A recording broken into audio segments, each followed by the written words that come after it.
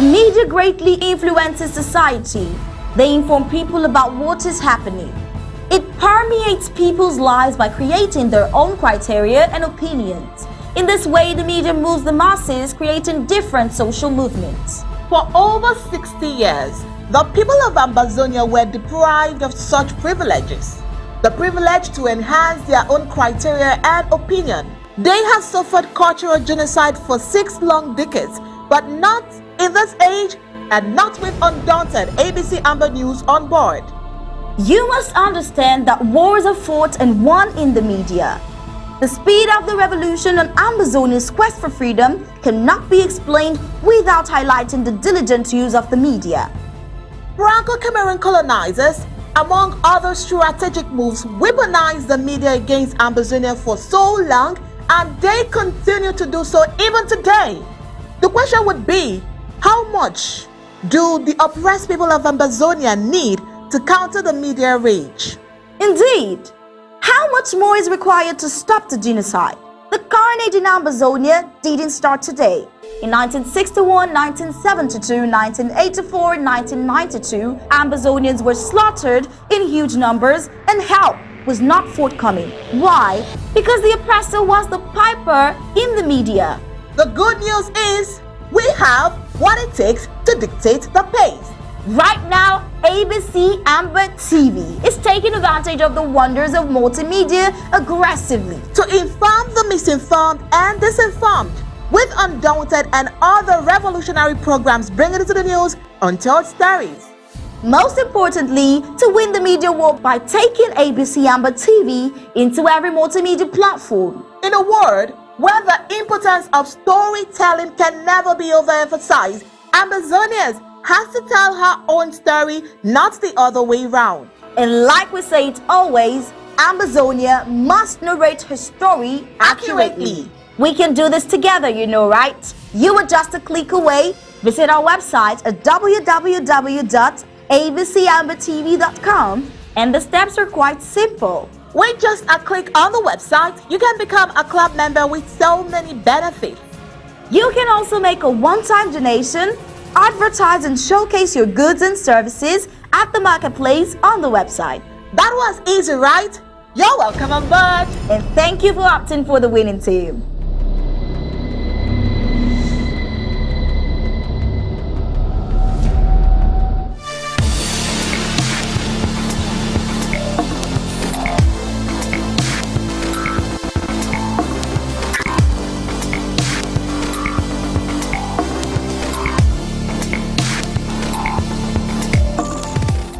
Get trained as an IT professional from the comfort of your home. Dynamic Tech Academy gives you a unique opportunity through our 6-month program, during which you learn skills to transition to being a full-time IT professional. Over 80% of our students have no prior IT background, yet the vast majority of them land jobs a month after they start applying. Our ultimate goal is to reach 100% student placement, so we work with every student until he or she gets a job. Upon successful completion of the course, we will give you a resume, interview preps, one-on-one coaching from experienced instructors, and job placement assistance. Within this course, you get more than 300 hours of theories combined with real-world applications and practical skills you can apply on day one on your job. At the end of the program, our students can be certified as Red Hat Systems Administrator, AWS Cloud Engineer, AWS Security Specialist. Visit our website at www.dynamictechacademy.com to register.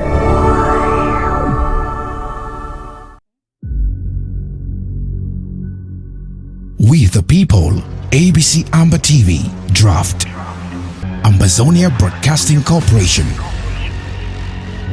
The voice of the voiceless, the voice of Ambazonia, connecting the world from Africa. With untold stories, Africa's best.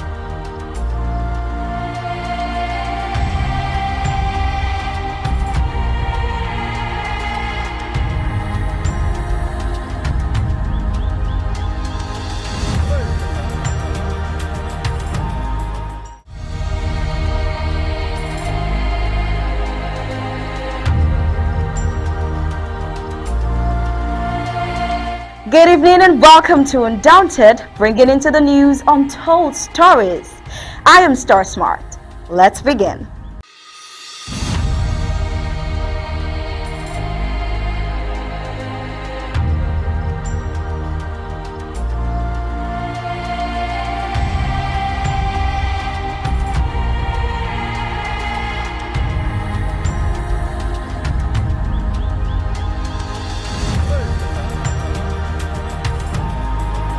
Time and time again, we have mentioned that the struggle is not for power, but liberation of an independent state.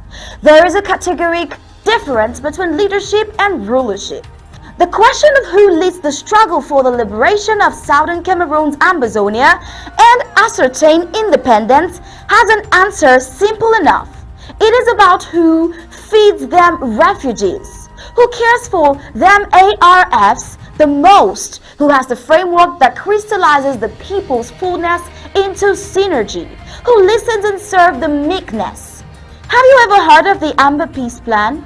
Do you know who created ASC in 2018? Do you know how my trip to Boya project came about?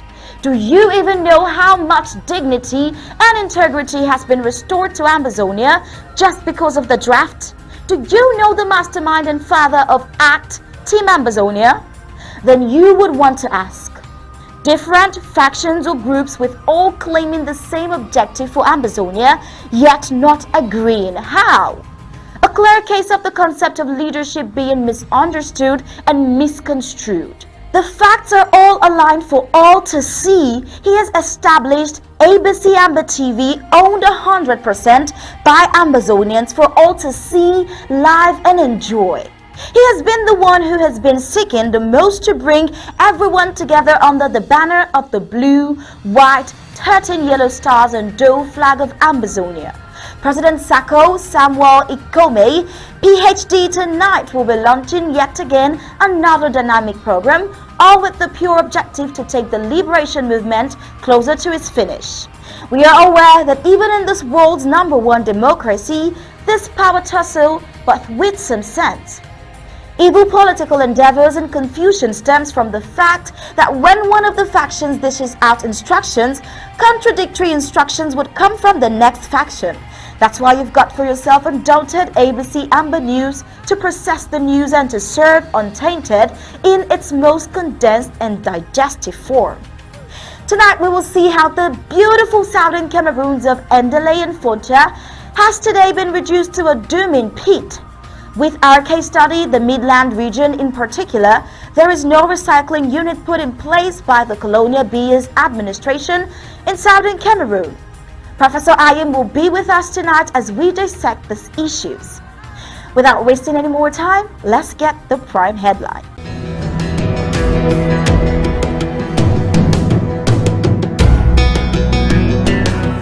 Prime headlines for today, August 4, 2022. Today we will find out what has been the reaction and involvement of the UN since the political uprising in the Cameroons and the Conquest War. Municipal authorities misses out on waste management in Mazam County. Denizens celebrate failed 31-day lockdown rumors. Bamenda Babaji Road, a failed promise.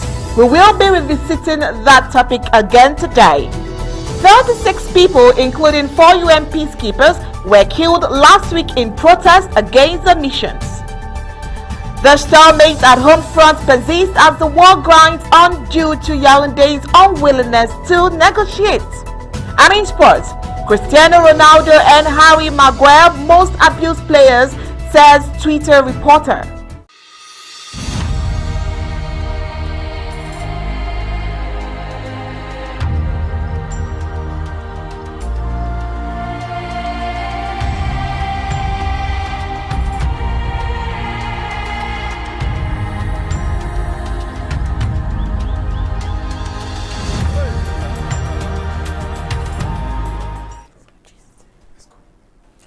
Sociologists have concluded that neo-colonization is a practice where dominance is present But there is no direct political leadership. For example, a poor country needs some money and a rich country provides it.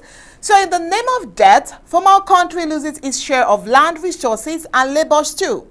It was first observed by Kwame Nkrumah, the former president of Ghana, at a time when African countries were getting out of colonization.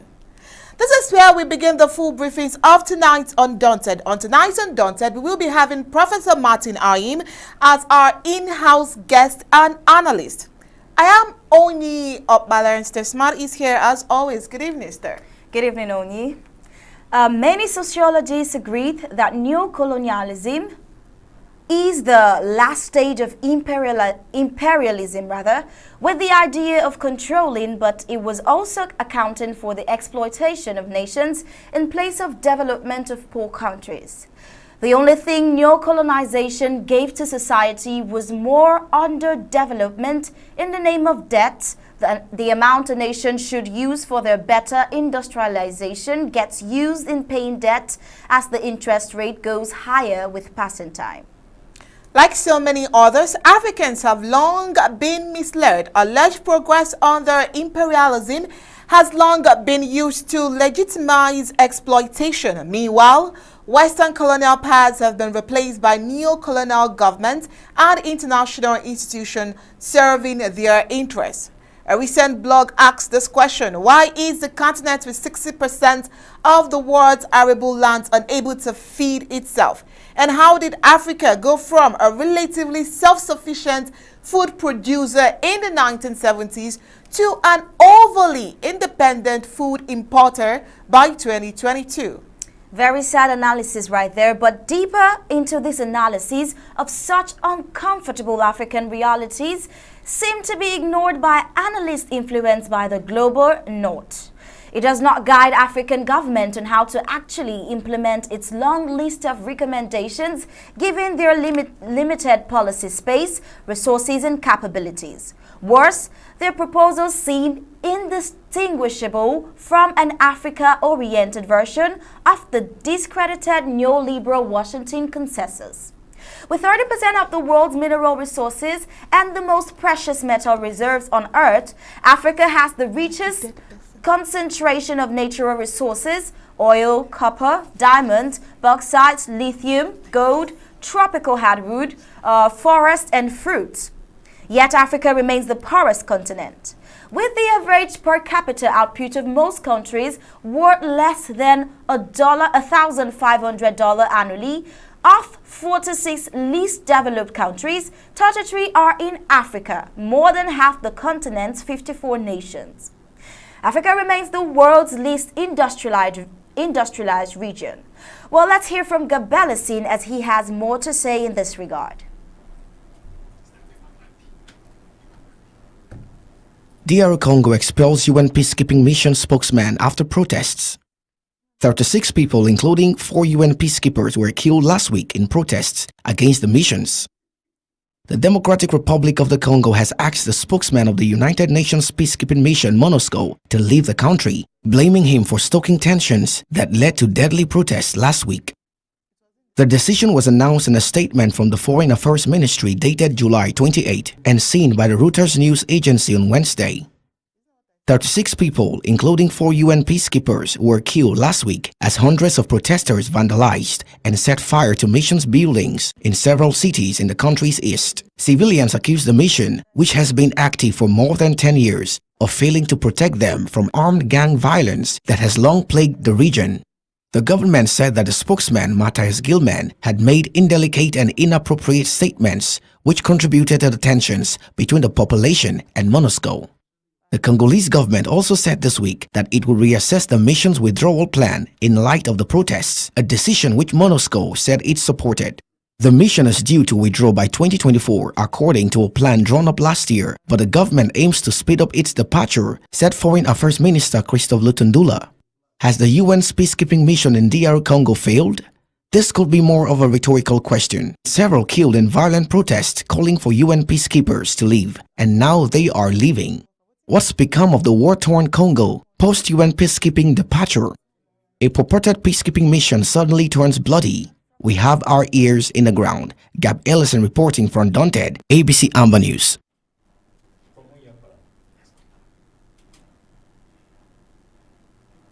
United Nations on May 30th, 2018, the United Nations declared a humanitarian crisis in southern Cameroon's and started organizing aid. Through the declaration, the United Nations assumed responsibility for the safety of civilians in southern Cameroon, and to this end, it could intervene both warring parties.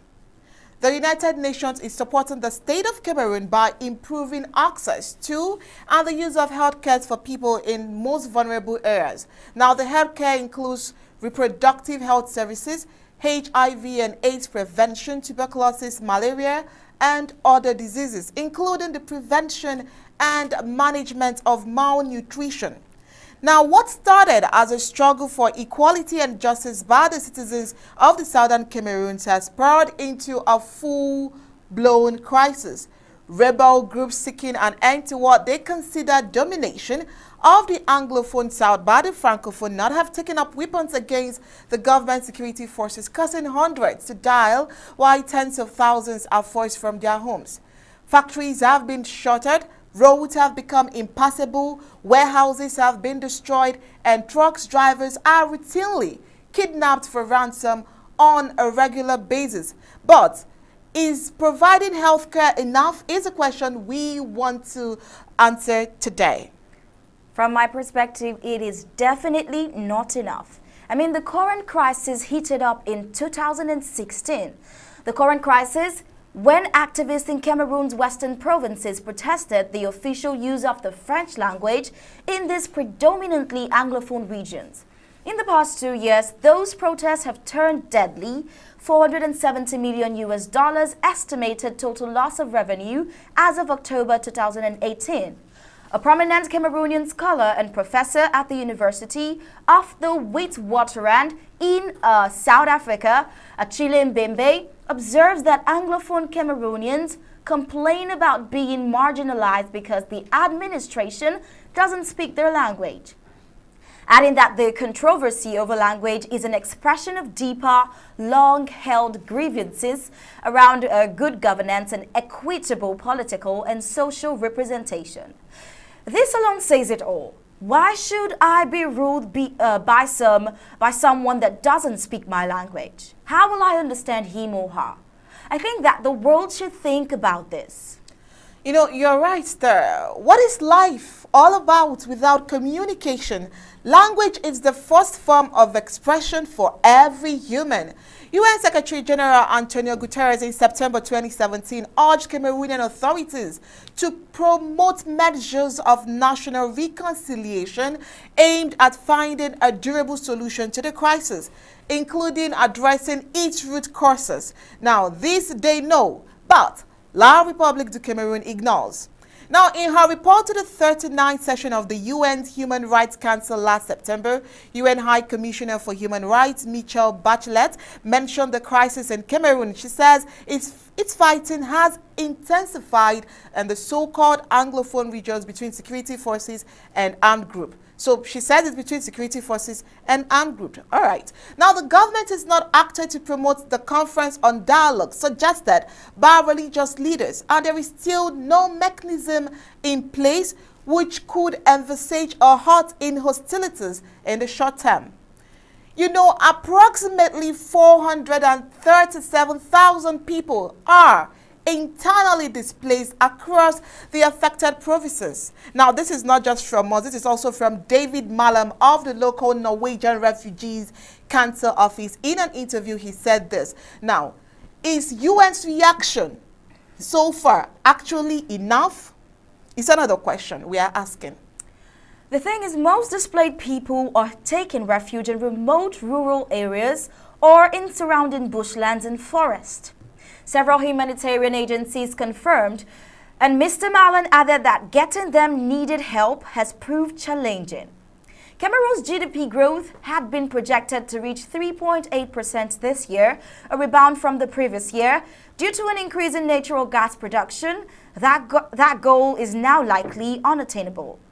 The country's economic growth depends on the government's ability to successfully handle the violent secessionist conflict in the two Anglophone regions, the World Bank stated last October.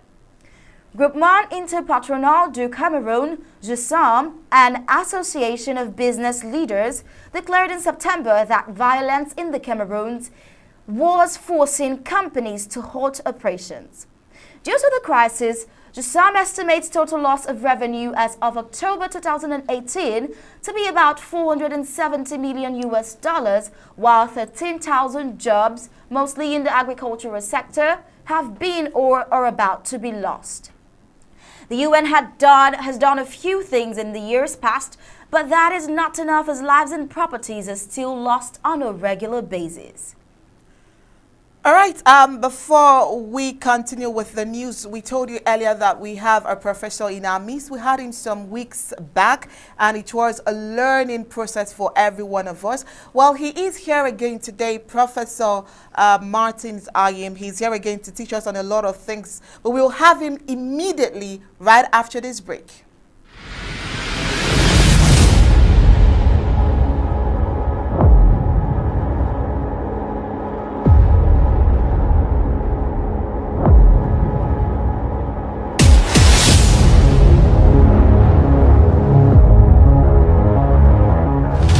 You're watching the People's Television, ABC Amba TV, the voice of Ambazonia. Stay tuned. All right, fellow Ambazonians, I'm sure that you are ready. Professor Martins Ayim, you're welcome to Undaunted tonight. Thank you very much. Thank you for coming again today. I remember vividly that we had you just last week. And we pray that you return. And here you are. Thank you for being part of us today again. Please say something so that we can confirm that we can hear you for effective communication. Oh, can you hear me? Now we can. All right. All right. Okay. Okay. All right. All right, sir. Now we are talking about the UN, how it's supposed to have helped. Now, we have not said they've not done anything. You know, we've mentioned here that they've been able to, you know, provide aid, especially in the health sector. But we are saying that that is not enough. That is definitely not enough. And I'm sure that you have a thing or two to add to this report, sir. Please go ahead. Yeah, first thing first, thank you very much. Special appreciation to the ABC Amba TV crew, Star Smart and Onye Opala and Director Pade. You guys are doing a wonderful job. Ladies and gentlemen, I am Professor Martin Ayim, your humble servant. I'm serving you as the chair of the Presidential Advisory Council. Used to serve you as the chief of staff. I want to send greetings to all Ambazonians, the home front, the refugees, the IDPs, prisoners of conscience in all jails and dungeons of neighboring La Republic. Ambazonia Restoration Forces, ARF, in all 13 counties, 21 gun salute. Una cafe day up and up. Shake, no day. All for one, one for all. Please, Ambazonians, just join me in 1 minute of silence.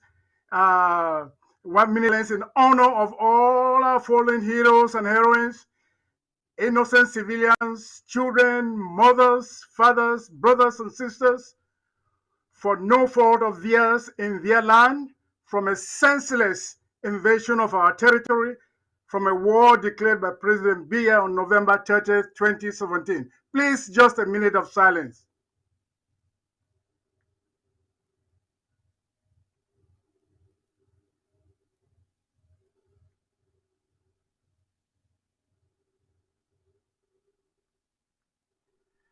To God be glory. With all respect, my respects to all forerunners of the liberation of Southern Cameroon, starting from the founder, His Royal Highness Fongoji Dinka of Widikum, through the leadership of SCNC and SCAPO and SCAM, the Youth League, the Tacumbang Consortium, Governing Council, all groups up to present. Every one of you played a part at one point or the other for this struggle to be where it is. I thank you. Now, big thank you to our spiritual cabinet for concurrent 3-day fasting and praying during the Macron visit to our neighbors, La République du Cameroon, led by Reverend Dr. Victor Mba and Pastor Commando. You are the reason, God is the reason for why this struggle is succeeding. And thank you for all the prayers and the efforts. Major thank you to Home Front. I am talking about from Atlantic through the Midlands to the Savannah zones and the ARF on behalf of the Supreme People's Interim Government and President Samuel Ekome Sako for the following reasons. One, a successful 3-day Macron national lockdown for rejection of a dumb and insensitive purported 30-day August lockdown called by some enablers, coup plotters, and the me, myself, and I supposed leaders. They are attention seekers with no strategic master plan to take us to Boya. You have loud and clear to La République and to the international community who your leader is. That is President Samuel Ekome Sako and the Supreme People's Interim Government, which includes you. And that it is the guarantor of the implementation of any international agreement. Let this message go loud and clear to La République du Cameroon and the United Nations, international organizations, and the international community. You have affirmed that the interim government, the Supreme People's Interim Government, is government by the people, of the people, and for the people. You have affirmed that enablers, coup plotters, federalists, unionists are by La République of Ambazonians for La République. You have affirmed that they talk the talk, but do not walk the walk, and that the Supreme People's Interim Government does the walk, and you are walking with the Supreme People's Interim Government. Thank you, Ambazonians. Yes, I have an appeal to the United Nations and the international community.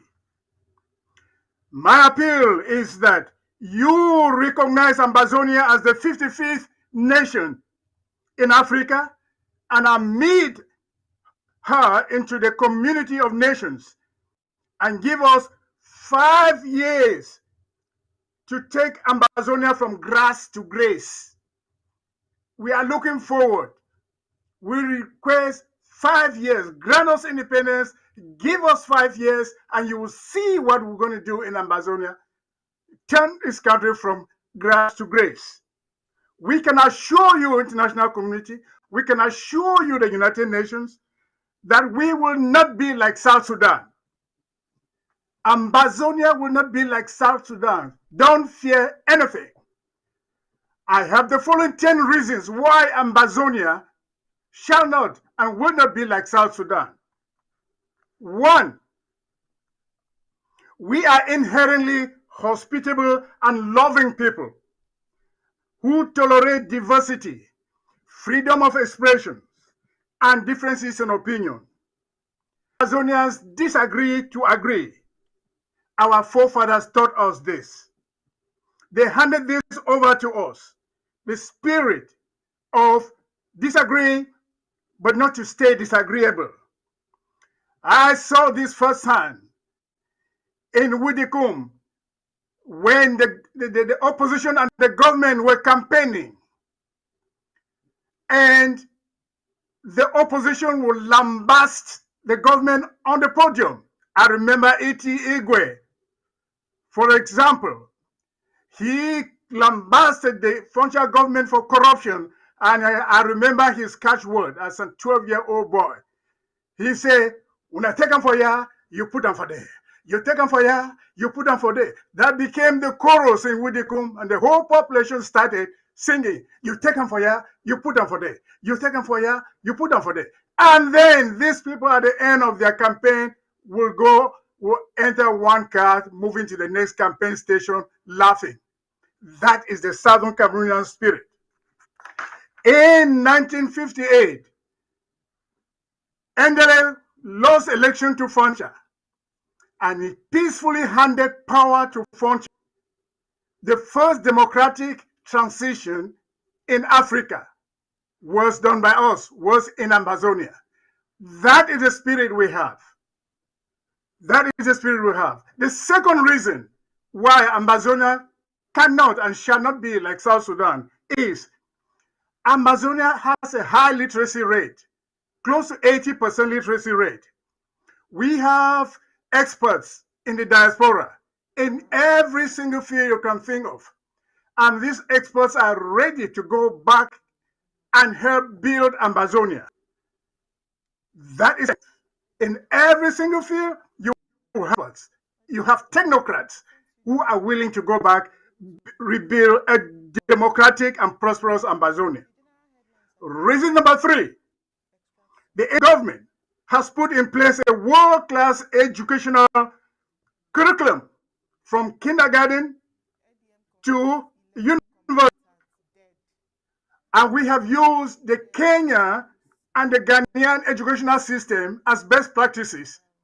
So the curriculum is in place. It is ready to be launched first day. So our educational system will be one of the best in the world. We have it. This interim government has never been against schools. We have always asked the UNESCO to make the environment conducive for schools to operate. So UNESCO could do this in 1 minute, but they're dragging their feet. We are for schools. And by this, we allow the parents to make the decision as to the determination about the safety of the school, of their children. So we have a curriculum ready. Technocrat to build technology skills for the productivity. So our students come up to be creative, to think, and they produce things, producers, and not memorize and reproduce like it is in La République du Cameroon. Technology and skills building educational system that will produce self-dependent graduates and enhance creativity. That's number 4. We are united in purpose. Number 5, we are united in purpose. That is independence and sovereignty of Ambazonia. Number 6, Ambazonians are naturally hardworking people. And we will build our country through hard work. Number 7, Ambazonians are God-fearing people who believe in peaceful coexistence with other faiths, Muslims, Hindus, atheists. We are God-fearing people who believe in peaceful coexistence. Number 8, the Supreme People's Interim Government has put in place a functional, community-oriented governance structure which fosters participation from grassroots and assuring accountability and transparency. I am talking here about the local government and the counties and federal structures, where the community, the local people participate in decision making. That is why we don't go out to make announcements about lockdowns without consulting the people. It is the people that decide and make input before we announce. This is the strength of this interim government. Number 8, the people have restored the interim House of Representatives, which was the last parliament of Premier A.N. Joa, with members duly voted by all 61 local government areas. So we have a legislative arm of the government ready. Number 10, the judiciary and ethics arm of the government is fully functional, and citizens are currently being educated on an ongoing basis about ethics and ethical practices in an emerging nation, Ambazonia. So you can see for yourself that with all arms of governance in place and checks and balances assured, Ambazonia is ready to transition to self-governance from day one. Please, UN, international community, give us a chance to govern ourselves, and we will make the world proud of a prosperous, democratic nation called Ambazonia in the Gulf of Guinea. Our time has come. Short live the liberation struggle, and long live the Federal Republic of Ambazonia. Thank you. All right. Thank you, sir. We got that 10 points there, and I'm sure that the UN and the international communities are listening, and they know where we stand. They've seen reasons why they must support us. Thank you, sir, for that research that you have there.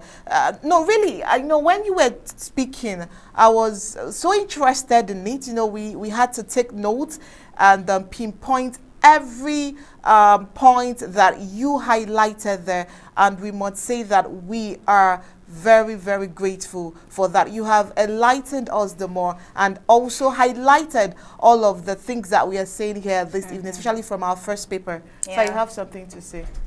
We really did pay attention. It was quite educational. I mean, speaking with a professor, what do you expect? The fact that the world should prepare to embrace Africa to having a 55th country is something that was really quite catchy.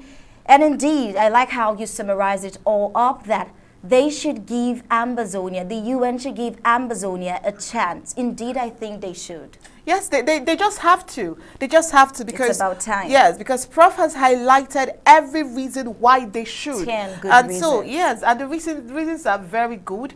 So they have no reason not to agree to our polite request. I mean, it's just a gentle request, if you ask me. All right, Professor Martin Layin, please, we would want you to just stand by. We'll get back to you after this next story, right after the break. All right.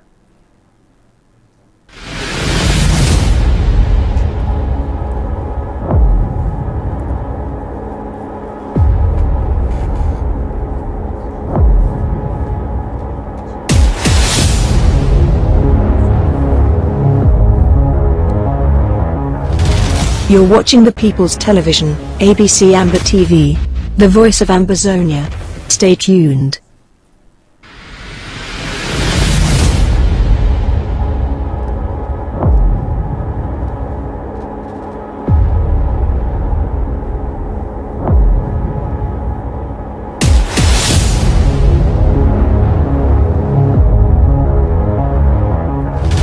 You're watching the People's Television, ABC Amba TV, the voice of Ambazonia. Stay tuned.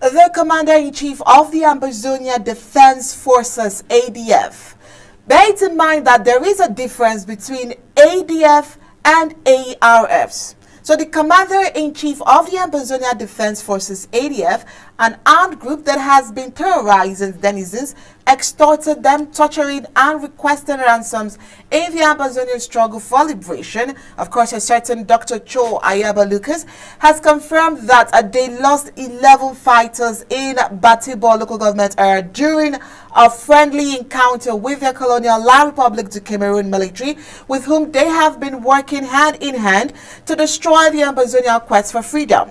It is said that these arrangements started on the 28th of July 2022 when their counterpart trekked for long distances as indicated and into the forest to arrive at Enyo, Ewai and Bozum, where the friendly encounter took place at several fronts. And according to this propagandist of the Black Leg and Sellout ADF, Capo Daniel, The encounter on their bases was well calculated by the friendly La République du Cameroun forces. He revealed that the ADF was planning to launch an operation to capture a major city.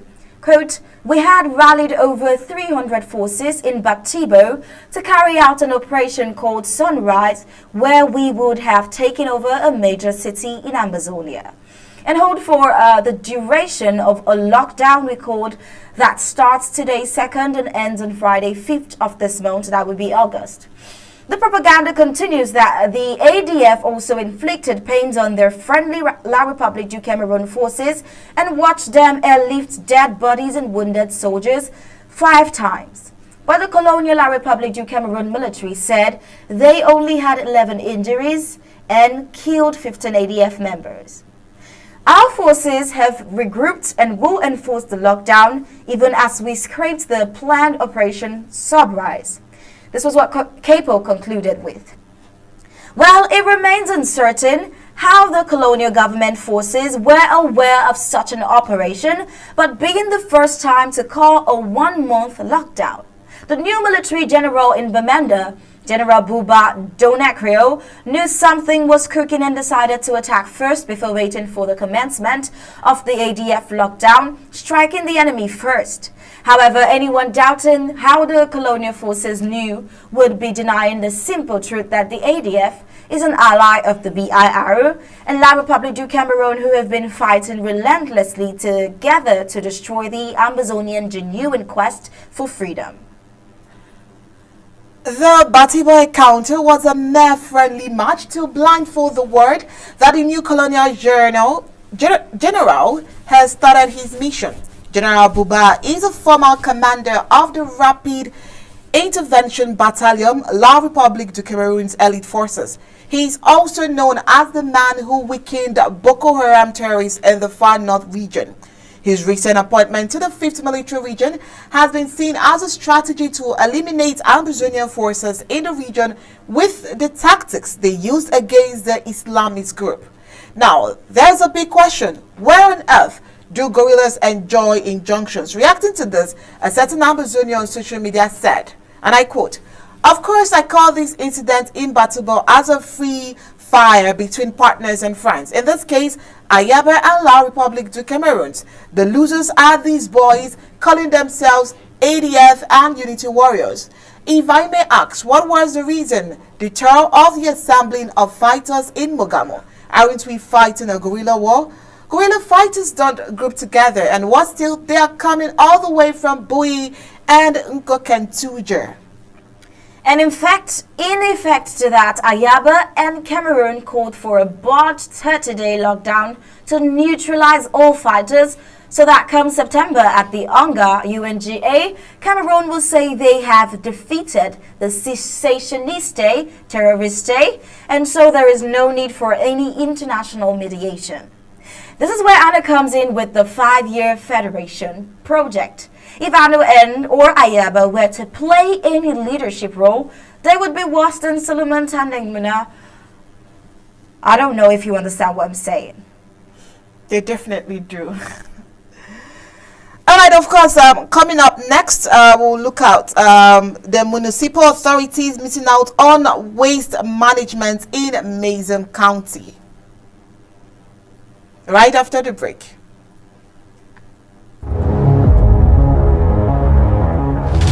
You're watching the People's Television, ABC Amba TV, the voice of Ambazonia. Stay tuned. Recycling waste is still at its early stage in southern Cameroon in general and Midland region in particular. There is no recycling unit put in place by the colonial beers surrogates in southern Cameroon's Ambazonia. Though some individuals are engaged with the recycling of used tires, plastic bottles and polythene bags, the impact of their effort is still to be felt within household. This is because there is yet no demand on these refuse, as recyclers have more than enough.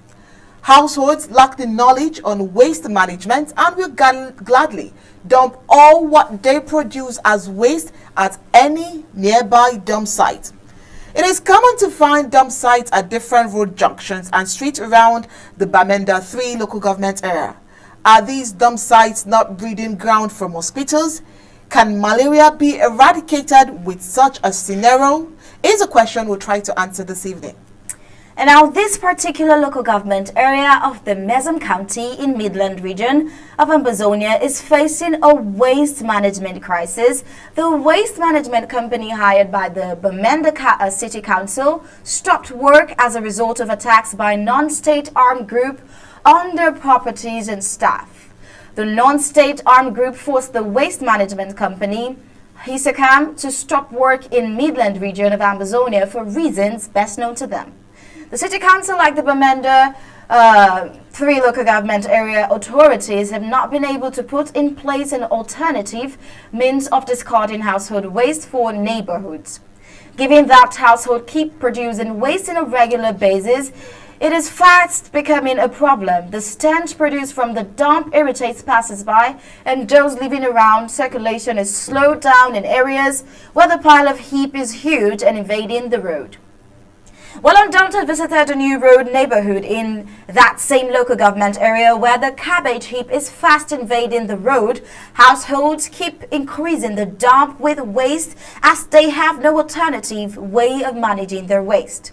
And recently in the coastal region of Ambazonia, there was a reported outbreak of cholera. This cholera outbreak resulted to a number of deaths. Poor drinking water supplied by the water utility company was identified as one of the causes of the outbreak and propagation of the epidemic. There is now therefore the fear of an outbreak of a health pathology in Midland region of Ambazonia and in the same local government area in particular, where the dump heaps littered all over the municipality. Another disease now will be devastating as the region is still fronting with the current armed conflict and the COVID-19 pandemic.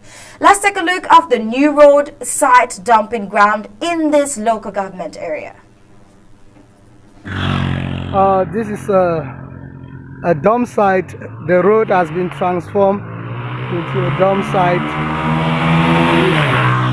You see that litter everywhere. There is an issue with waste management, and this is part of the road that has been transformed into a dump site, and the municipal authorities, they are having challenges to manage the debt here, and there is no mechanism put in place for people to better manage their debt. So debts are being littered everywhere. As you can see, this part of the road is occupied by dump, and you can see it has narrowed the road, and our people find pleasure dumping their refuge here because they don't have any option. They don't have a better knowledge on waste management. So that is how it is in some neighborhoods in Midland region here in Bamenda, and that is the situation we have, and we just wish that this debt should be managed so that places can be clean. Diseases can erupt. Any outbreak of any epidemic will be disastrous to the people. So that's the situation that we can see right now. That's the debt, and that's the main road at New Road here in Bamenda. The Ghost welcomes Colonial. Sorry, stop. Before you go ahead, let's take Professor. Okay. Let's take his thought on this. All right, Professor, please let's have your thoughts on this particular issue. Debt dumping sites on the road, and yet we are suffering from a whole lot of issues: malaria, mosquito bites, cholera, and the rest. What is your take, sir?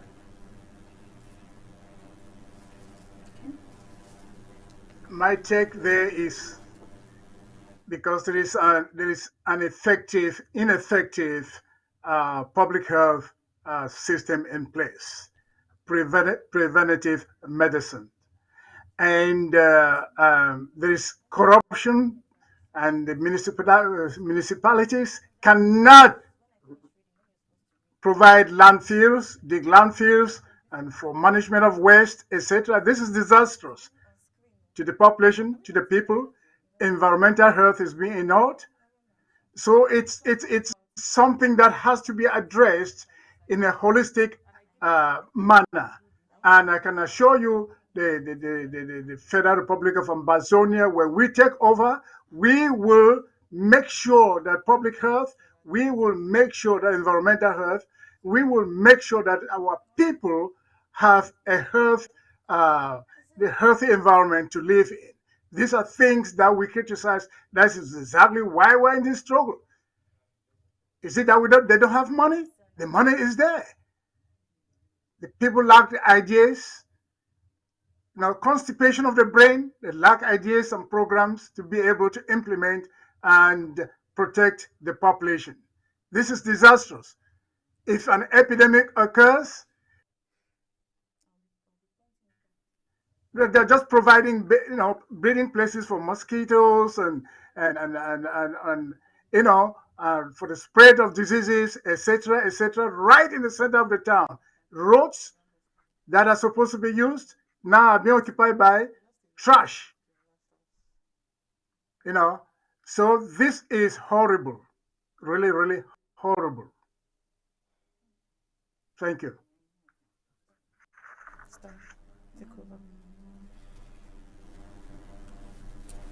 Thank you so much, Professor. Thank you so much. Oyi, would you have something? No, go on, let's continue with the news. Okay, there you have it for that local government area in the Midland zone. And it's an eyesore. I mean, it's something that you watched for yourself, and you've heard the professor's take on it. We'll move into this other interesting story of Okalia Bilai, but just after a very quick break.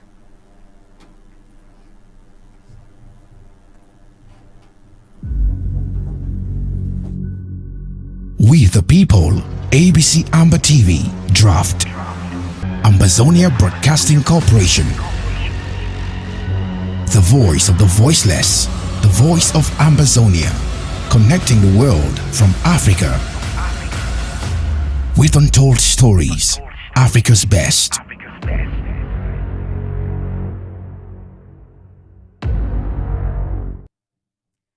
Okalia Bilai in Lebulem town wasn't welcomed by anybody.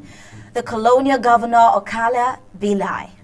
La Republic Cameroon's colonial governor of Southern Zone, the terrorist Okalia Bilai, thinking that the demise of the dreaded Field Marshal of Lebulem might have brought normalcy in Lebulem County, shadowed the installation of one of La Republic du Cameroon's colonial pages, the SDO of Lebulem, this Thursday, August 4th at Menji, the capital of the colonial division, only to be shocked as he was welcomed by a ceremonial ground heavily absconded, basically ghosted.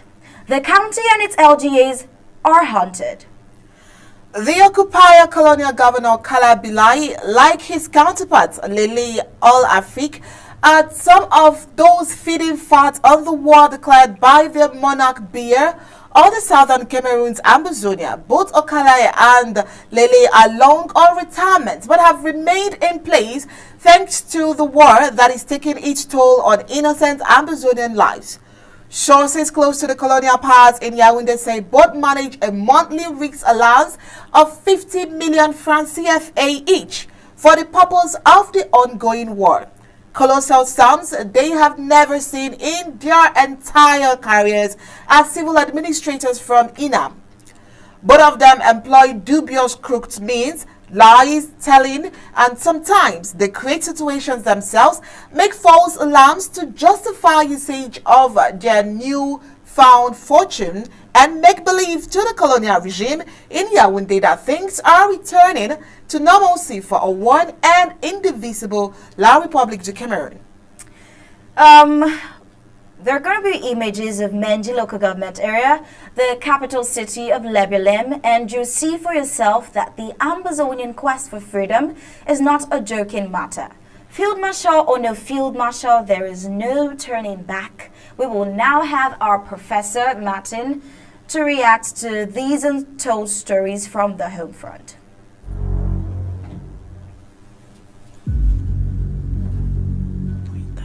We the people, ABC Amba TV, Draft, Ambazonia Broadcasting Corporation. The voice of the voiceless, the voice of Ambazonia, connecting the world from Africa. With untold stories, Africa's best.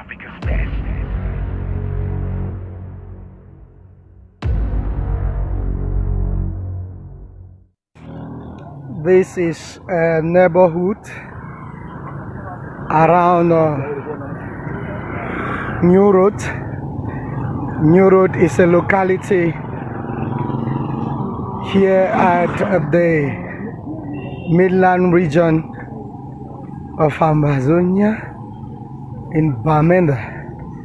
People are engaged in their daily activities. Everybody is busy. Everybody's busy, given that it was announced that today will be locked down. And as you can see, activities are ongoing.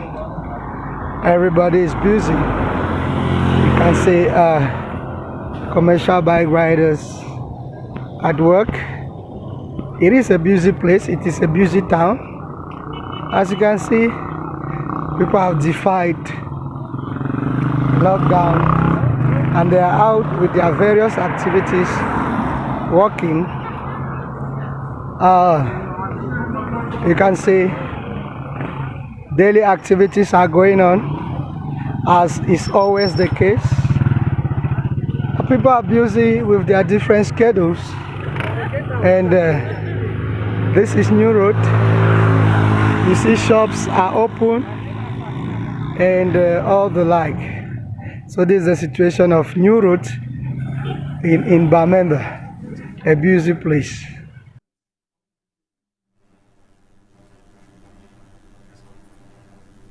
Alright, so this is the home front now, and that video there shows that denizens did not celebrate the 31-day lockdown. Now, that video you just watched is New Road in Nkwem, and it's a proof that our people are up and about their businesses. The quest for who to lead the struggle for the liberation of Southern Cameroon's Ambazonia and ascertain independence has brought about different factions or groups with all claiming the same objective for Ambazonia, yet they are not agreeing. This power tussle left the people of the home front confused on where to get reliable information and instructions. This confusion stems from the fact when one of the factions dishes out instruction, a contradictory instruction would come from the next faction. Can a house that is divided amongst itself stand? You know the answer for yourself.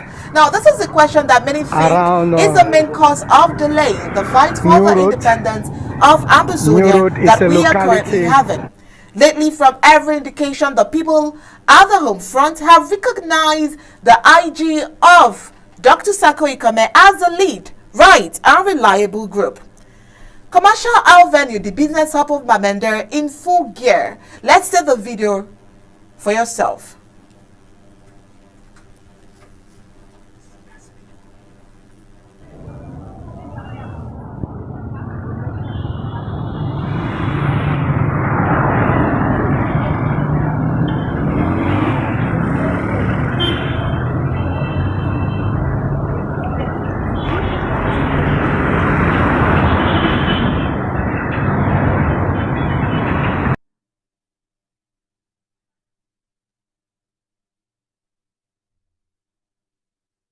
That video there is in Bamenda. Now there are other.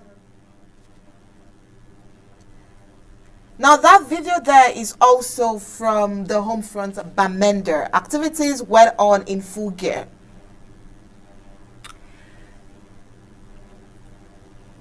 Denizens of the town of Bamenda Tuesday, August 2nd, 2022, expressed joy that the call for a 31-day lockdown failed, This rumored lockdown was to start Tuesday, August 2nd, 2022, given that Monday is the traditional lockdown in southern Cameroon. This call for a 31-day lockdown is said to have been called by Chris Anu, answerable to Dr. Cho Ayaba of the ADF. No justification was advanced to sway the people of the home front aligned for such a lockdown. While tongues were still waggling, the interim government with President Sako cleared the air that no such lockdown has been imposed, and therefore people of the home front should go about with their daily activities. Tuesday, August 2nd, 2022, therefore was the day for the whole world to know whom the people of Amazonia have given the mandate to coordinate the fight for independence to. There was no lockdown. People were involved with their routine businesses unperturbed. The people of Amazonia saw Dr. Sako Wikome's call for no lockdown vote taken to the bank. And the lockdown was not observed as so. Undaunted talked to some Bamenda city dwellers who expressed their happiness to the fact that the lockdown did not hold. Now, it is worth remembering that prior to the July 25, 2022 visit of President Emmanuel Macron of France to La République du Cameroon, the IG called for a 3-day lockdown to send a message to Macron that Amazonia is at war. A counter message came from Chris Anu calling on people not to respect IG's call. The people of the home front despised the plea for no lockdown, and a 3-day lockdown was observed. Even when Macron stayed just 2 of the initially announced 3 days visit, Amazonia was shut down for 3 days. Now let's view images of how the town of Bamenda was on Tuesday, August 2nd, and listen to the excitement of those undaunted interviewed rather. I feel so happy. When I got up this morning, since my house is by the road, I was listening around 5. No cars, no bikes. It was around 10 minutes past 6 that I heard the first car pass, and then I heard the sound of a bike, but still it was quiet. So at about 6:30 now, I started getting the sounds of cars and bikes passing. I now went out to the road to check, and I discovered that actually people were outside, taxis were walking, bikes, and so I was just so happy that there is no lockdown. Well, actually I had not planned for the lockdown. They say no food in the house, and also we would have stopped my activities for the week and probably maybe for the month, as I heard. I don't know. I had things to do. So thank God it did not work as planned. Thank you. Yeah, actually today was a very good day for me to get up today morning and discover that it's not ghost town, because ghost town has been really disturbing us in Bamenda due to the economic crisis that we are first of all inside. So if they are keeping us down again, last week we were down in this Bamenda for 3 days without coming out, and then again this week they were saying that it's locked down. But thank God for today, it was not locked down. I was very happy when I get up in the morning by 8 o'clock and I discovered that today was not locked down. I was very happy because business was going to go on normal and people are going to go to work, and for the fact that school is coming back to resume very soon, and if they keeping us in the house, how are we going to pay the school fees of our children? Because with lockdown you cannot make money to pay your son or your daughter's school fees, and it will disturb us. So if they keep us giving us lockdown, then we don't know. At least let's face the fact, though we are in crisis, but we should face the reality. We need to bring our children up and we need to pay their school fees. If they keep on giving us lockdown due to the crisis that we are inside, things are very expensive, they keep us in the house for another days, it will not be good for us, because we cannot afford our living. Because it's through our living, because we are not all civil servants. Civil servants, maybe they will be happy because at the end of the month they will have their salaries, but daily people that goes out every day for feed for their daily bread, they will not be happy, because one day pass by, you cannot bring it back, and it's causing us a lot of problems. So as I get up this morning, I was very happy to know that there was no lockdown. I was very happy. So I think that we should get up and think how we can reduce some of this lockdown and move forward with life. We know that we are in the period of trial, but let's move on with life. Thank you. All right, there you have it. We have pictures, we have videos. I mean, we had pictures last week, and today we are having videos. We also had pictures on Monday. Today, Thursday, we are having videos to show that Ambazonians at the home front did not comply to the 31 days lockdown. It's a great feeling. Prof. Martins, you're Yes. still there. Thank you so much. What is your take on this? Really, my take on this is this. Listen, Ambazonians are not foolish. Ambazonians are intelligent people.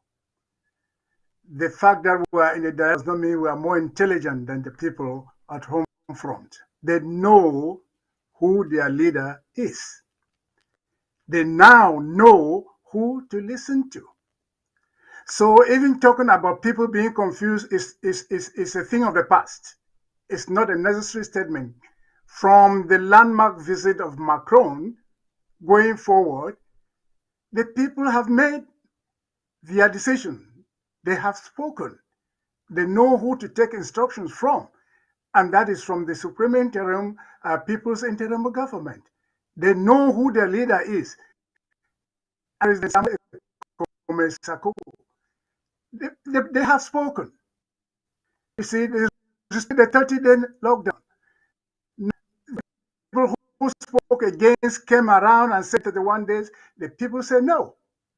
So if those coup plotters are wise, they better refrain, because home front has spoken going forward. Listen, this is UN General Assembly period. Let me put it this way. The UN General Assembly is coming up next month, September 13th. So La République is so desperate. Cameroon is so desperate, they want a narrative. And so they are creating situations to have a narrative of normalcy. But they have failed. They have failed woefully. The visit of Okala Bilai in Libelem was planned to get some footage and to show to the international community that there is no. You see, the people welcoming us and all that stuff. But Libelem people have spoken. Ambazonians have spoken. There is no normalcy. The world is seeing. The United Nations is seeing. International community is seeing. There is no normalcy. They say they have brought Buba, whatever, that he succeeded in taming what? Boko Haram. Boko Haram is still there. All this is La République propaganda. Buba will make no difference, because our Ambazonia Restoration Forces are resilient, are fortified, and with our drafting will give them what they need to defend our territory. This romance between ADF and La République is their romance. I am only sad to see that it is our boys, our citizens, that are dying carelessly. But that will not give La République the narrative that there is no mercy. You know, at some point they talked about home front leadership and other stuff. The intention was to have a leadership that they can easily decapitate, they can easily influence, and that did not work. They had already planned about, taking off Field Marshal, etc., and then coming out to Batibo. All this is to say, all the struggle has been decapitated, and so the major person has been taken out, the leaders have been taken out, so they have to surrender or something, or there is victory. There's no mercy. Lies. Thank you, Bila or Kalai, for going to Lebelem to prove to the international community that there is no mercy. Thank you, the people of Lebelem, for standing up. Ambazonians from the Atlantic zone to the Midland to Savannah, on a cafe day up. This struggle is where it is, and we will get to Boya because of you people at the home front. Keep it going. When we speak, you know who to listen to. It is Samuel Ekomesako, the president. Let me assure you, Homefront, that whatever you do, obedience of the 3-day lockdown and the disobedience of the bogus 31 days, the international community is observing. We are taking it to the highest levels. So it is the synergy between the home front activities and the diplomatic activities that is going to take us to Boya faster. Keep up and keep up. Please don't be deceived. Our Ambazonia Restoration Forces, please do not, this unity warrior thing, stay away from. It is La République du Cameroon ploy to get you together and eliminate you so as to do mercy. Lies. Please do not take bogus calls. Please watch out for money that has been already tainted. God is leading this struggle. Thank you very much. And of course, God is leading this struggle. Thank you very much also, Professor Ayim. We'll be back to you. Just hold on, please.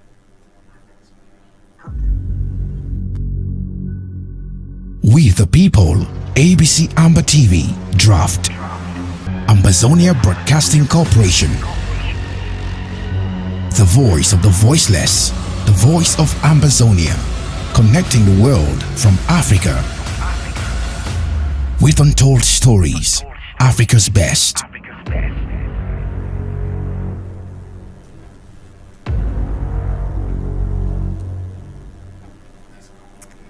And now to another interesting story.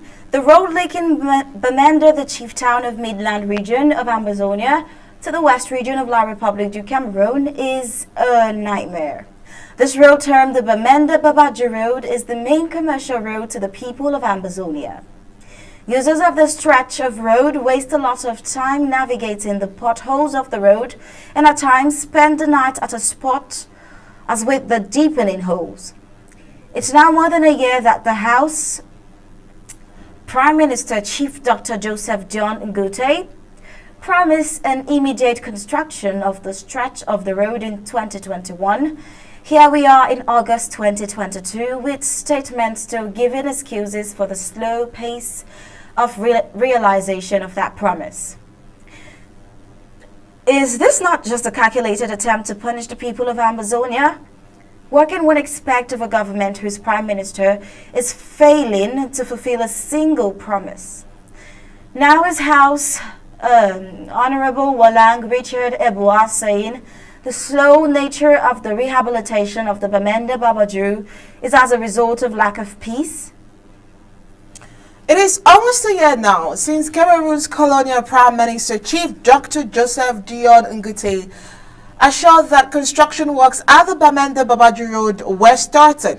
However, the road has remained a nightmare to the people of Ambazonia, plying it as workers commenced in some parts of the road and going at the pace of snail since the PM promised. Their chairman of the Midland Regional Participatory Follow-up Committee of the Execution of Public Investment Projects for the Midland Region, Honorable Walang Richard Eboa, says the slow pace of works along the Bamenda Babadju stretch road was due to the lack of peace. The lawmaker was speaking in Bamenda on Tuesday, 28 July 2022, during the first seminal meeting of his committee aimed at calculating the level of execution of public investment projects in the region. According to Honorable Walang, for work to fully take its stem, there is need for peace and teamwork from everybody. He stated that there were still doubting Thomases who had not accepted the fact that contracts for effective work on that road has been awarded. The Bamenda Babadju stretch of road is indeed a nightmare to users. A journey that should not take up to 30 minutes takes more. It becomes even longer and dangerous in the rainy season, with some vehicles remaining stuck in the mud. Passengers are obliged to spend risky moments pushing heavy vehicles out of the mud. The Midland Regional Delegate for Peace Works, Ngwambu Paul, during the meeting acknowledged the contracts had actually been awarded to some contractors by the Ministry of Public Works. Section 1 bid Babaju Metazam, Section 2 Matazam, welcome to Bamenda, and Section 3 welcome to Bamenda, Echo the champions of station Bamenda. Interestingly, while on a so-called peace mission to Bamenda, a chief town of Midland Zone of Ambazonia in 2021, the colonial prime minister promised that immediately he lands in Yaoundé, the political capital, that work was going to commence. Promising and failing the people of Ambazonia is normal with the colonial Yaoundé regime. The colonial president of La Republique du Cameroon did also promise the construction of a ring road to link the savannah states of Ambazonia to Midland Zone. Decades have passed now and the ring road is still to see the light of day. All right, so it's amazing. We are here again. We've talked about the Womb Road. We've talked about several other road that has been abandoned and people keep suffering. Our people keep suffering on a regular basis. And we always believe that this shouldn't be, because a road is supposed to be one of the basic things that humans should have. I mean, it's a basic amenity, right? Prof, before we continue with the news, we are aware the Team Act will be meeting. You'd want to say something about this road and also the town hall meeting this evening. Yeah, I was just smiling because Cameroon doesn't fulfill any promise. Biya promised to personally supervise the ring road. personally supervise the ring road many years back. Prime Minister came and talked about the Babaju Bamenda Road, like father, like son. It's still there.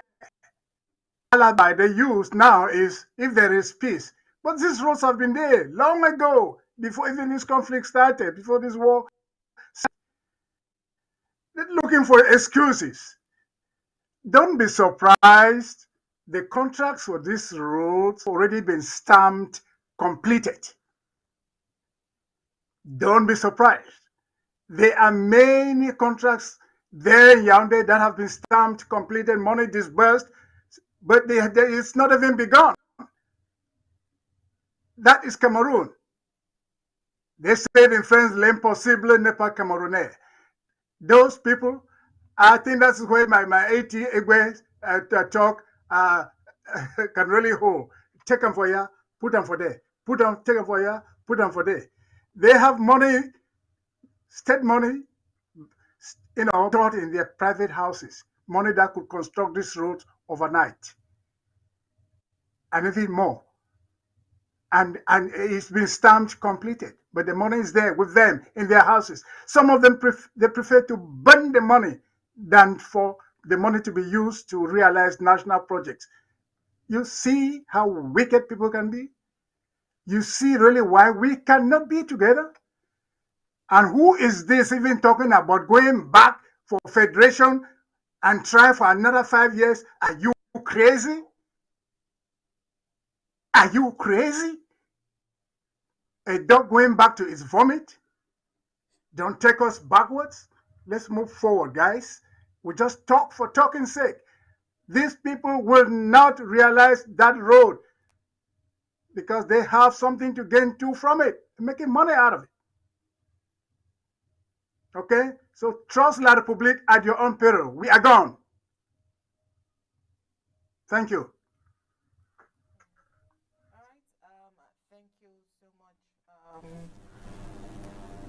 All right, thank you so much, Professor Martins there. Now, before you go, there's just this one tweet I would want you to react to. It's a tweet by our very own Dr. Martin Mungwa, PhD, FASCE. All right, would want you to react to that tweet. Now, I'm going to read that tweet out for you so that you can just react to it. It says, he said that genocidal enablers Ngalaji and Naomi Mbo guided the from our Cameroon army to Ngarbo, where 32 people, including 10 children, were massacred. Adamu Edward MP for Nwa with 15 civilians killed. How did these criminals get visa sanctions? They must be imposed on killers now. He says CC awaits. I don't know if you want to react to that.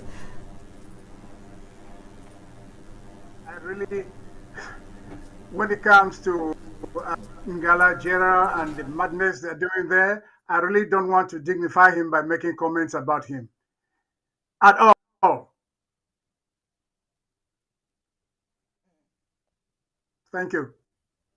Oh, okay, all right. I'm sure that would have you probably speak on that subsequently. All right, Prof. I don't know if you would have any last word to say. I know that there is a town hall meeting that should be starting any moment from now. And before we go, I don't know if you want to say something to Ambazonians before we go. Yes, definitely. I want to continue to thank Ambazonians across the entire territory, from the Atlantic through Midland to the Savannah Zone, for making the decision and for knowing who to listen to. And that is the Supreme Interim, People's Interim Government, and President Samuel Ekome Sako. You have made the right decision, and I can assure you, Ambazonians, that with this decision, and we will get to Boya faster. Don't be confused. Don't be confused. Don't be confused. Enablers will continue to try to swim themselves out of things and talk. They talk. They don't walk, they walk. We are committed to realize the goal of independence and sovereignty. This government will not betray you at all. President Sako is unflappable, focused, and we are all focused to achieve this goal. Thank you for listening to us when we speak. Thank you for obeying before you conclude, please. Before you conclude, Team Ambazonian Town Hall meeting in a jiffy. What do you think would be the objectives for today? All right, if you can see from our screens, we have some persons already seated for the Town Hall Zoom meeting. What do you think is the objective for today? Before you conclude, sir, let's just have your final words on that. What do you think would be the objectives for today? Oh, the agenda is out. What the president has to release, he has not released. He also released something very sensible. So I am not going to make a conclusion about the meeting when it has not held. Ambazonians, you can stay tuned. Maybe in the next outing, we can talk about it. But we'll have to wait and hear from the president. I can tell you that it is something good. It is something good. So please tune in to the ACT Town Hall, and you hear for yourself firsthand. Thank you very much. All right. Well, Prof really doesn't want to talk about all of that today, but I'm sure we'll have him some other time. We understand that President Sako has a lot in stock, so please join the Zoom meeting and hear what he has to say. He's going to be launching something new. Join the Zoom to know what he will be launching. All right. Up next is the editorial. In our editorial of today, we'll bring you an interesting article from Don Juan Obi titled, Ambazonia at the Mercy of Intellectualism and Tribalism. Everything of education, nothing of common sense. It's worthless to defend Ambazonia in every public debate and defund the Ambazonian government with public attacks. It's bogus to form Ambazonians heroes in respectful opinion and fund cowards in Ambazonia to enemy interest. It's unconscious to fly the Ambazonian color and at the same time fight against Ambazonians' institution of belief and political salvation. It's worthless to claim to be everywhere in the name of Ambazonia and be nowhere when Ambazonia's survival is hanging on the balance. It's nonsense to seem to quote the most holy verses about Ambazonia's liberation and at the same time killing Ambazonians' fighting spirit and solidarity amongst patriots with a reckless power ambition. It's greed to demand or receive charity out of the cause of Ambazonia and go about discouraging Ambazonians of goodwill from contributing materially for their liberation. It's pointless to argue for Ambazonian daily but make no sacrifice towards her liberation or plundering contributions meant for Ambazonians' political liberation. It is unhelpful to make all the threats against the enemies of Ambazonia while at the same time dividing Ambazonians into little, weaker, and vulnerable factions. It is a charity to scream about global conspiracy against Ambazonia while supporting actors exposing and killing Ambazonian fighters. It is a tragedy to know everything about Ambazonians' history and nothing about the politics and threats against her survival. It's outrageous to claim to be knocking international doors for Ambazonia while closing every local internal window of opportunity for Ambazonians' unity. It's scandalous to claim the Ambazonian identity and work to destroy the Ambazonian government or tell the world there is no government in Ambazonia. It is downhearted to put up public shows of Ambazonia's support and unite faith with the claims of narratives of French Cameroons on political issues. It's unfortunate to sound all-knowing in Ambazonians' culture and support individuals and agencies playing the tribal card against institutions of national character, the interim government. It is hypocrisy to speak of Ambazonian sovereignty and conspire with internal or external forces to destroy the Ambazonian government or deport the Ambazonian leadership to French Cameroons.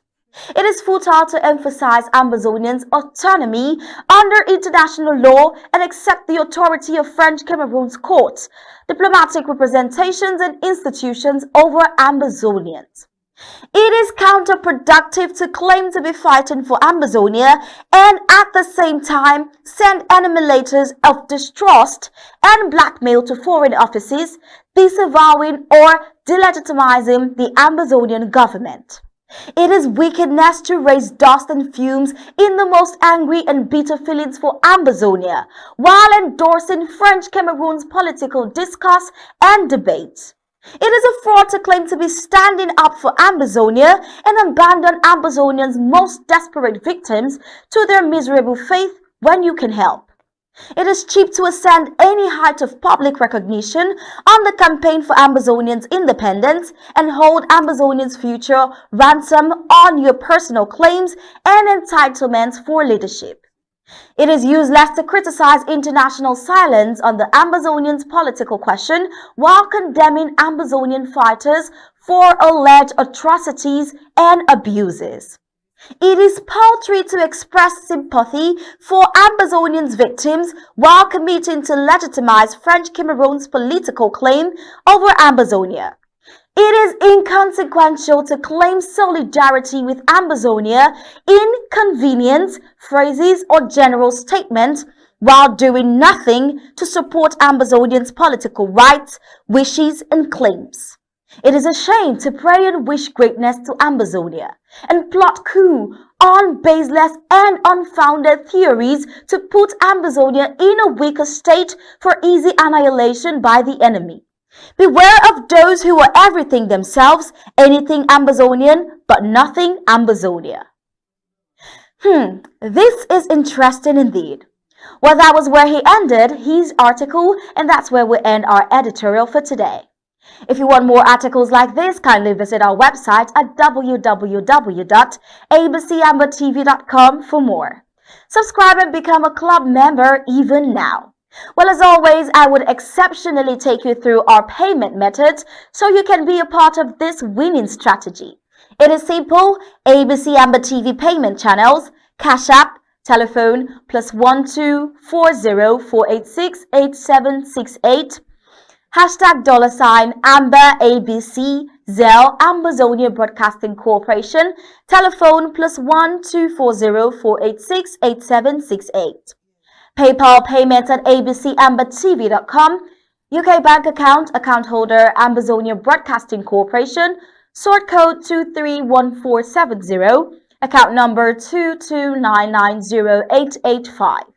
IBAN GB25TRWI 2314-7022-990885. Europe account holder Ambazonia Broadcasting Corporation, BICTRWIBEB1XXX. IBAN BE429673-0934-1854.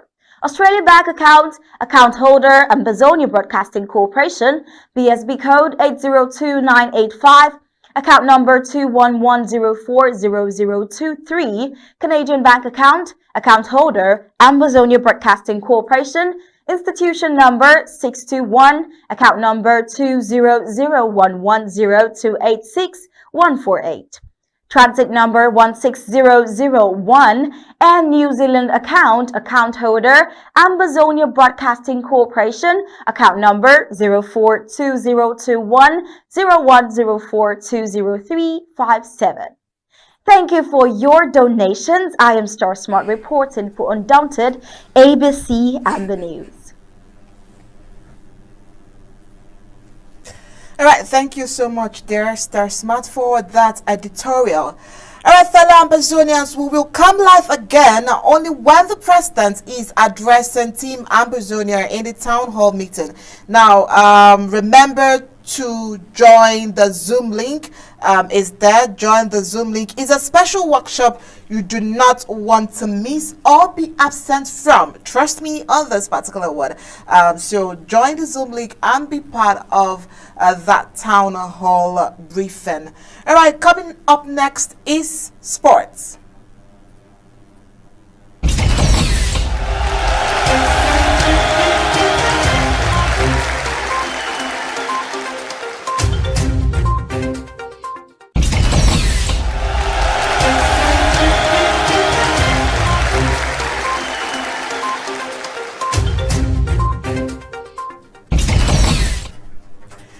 And in sports, Cristiano Ronaldo and Harry Maguire are the most abused players on Twitter. Manchester United's Cristiano Ronaldo and Harry Maguire have received the most Twitter abuse of any Premier League player, a new report has found. Ofcom analysis of 2.3 million tweets in the first half of last season found nearly 60,000 abusive posts affecting 7 in 10 top flight players. Half of that abuse was directed at just 12 individuals, 8 from United. However, though, the study by the Alan Turing Institute also found the vast majority of fans use social media responsibly. These findings shed light on a dark side to the beautiful game, said Kevin Backhurst, Ofcom's Group Director for Broadcasting and Online Content. Online abuses have no place in sports nor in wider society, and tackling it requires a team effort.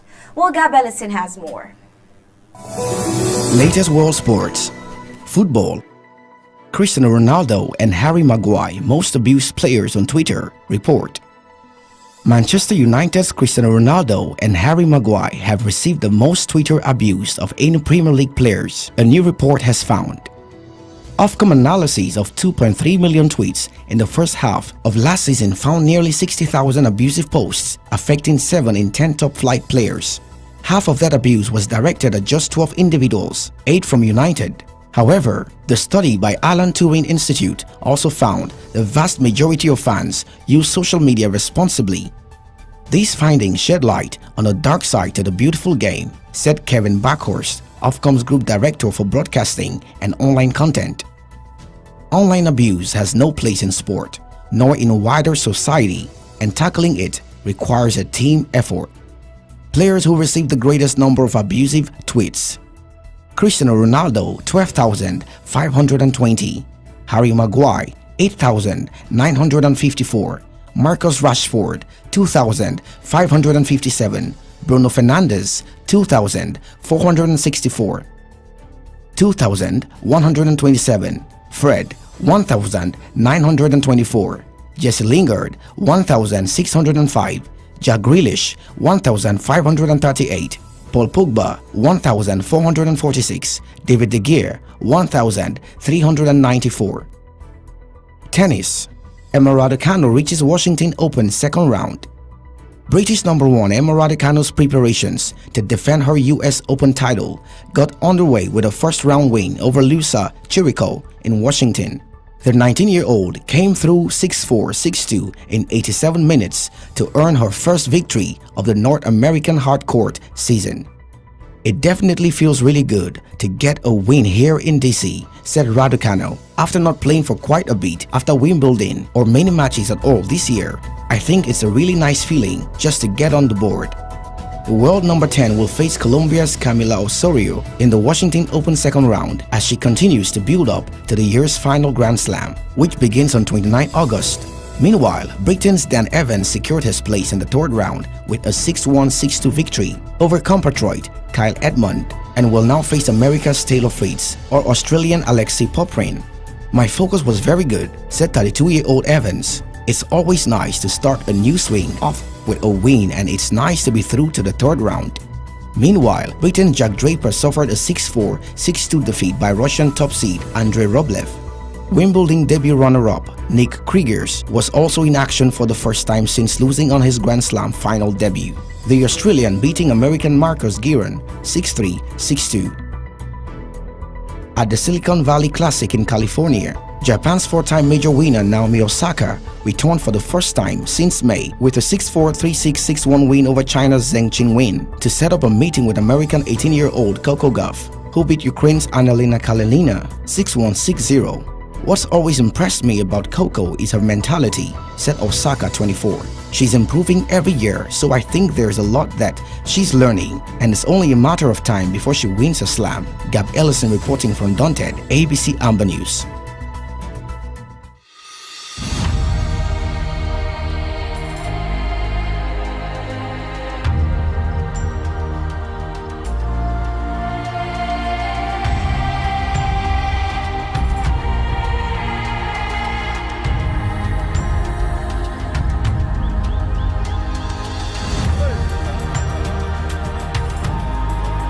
And with that sports report, we have come to the end of Undaunted tonight. But before we go, here is a recap of our major stories. Today we try to find out what has been the reaction, involvement of the United Nations since the political uprising in the Cameroons and the consequent war. Municipal authorities misses out on waste management in Mezam County. Denizens celebrate failed 31-day lockdown rumors. And Bamenda Babadu Road, a failed promise revisited. Also today we told you that 36 people, including 4 UN peacekeepers, were killed last week in protest against the missions. The stalemates and home front persist as the war grinds on due to Yaounde's unwillingness to negotiate. And in sports, Cristiano Ronaldo and Harry Maguire, most abused players, says Twitter reporter. And that was it for tonight Undaunted, bringing to the news Untold Stories. On behalf of my co-anchor Star Smart and the entire Undaunted crew, we say thank you for tuning in. I am Oni Okbala. We'll leave you with ABC Amba TV images. Good night and God bless you.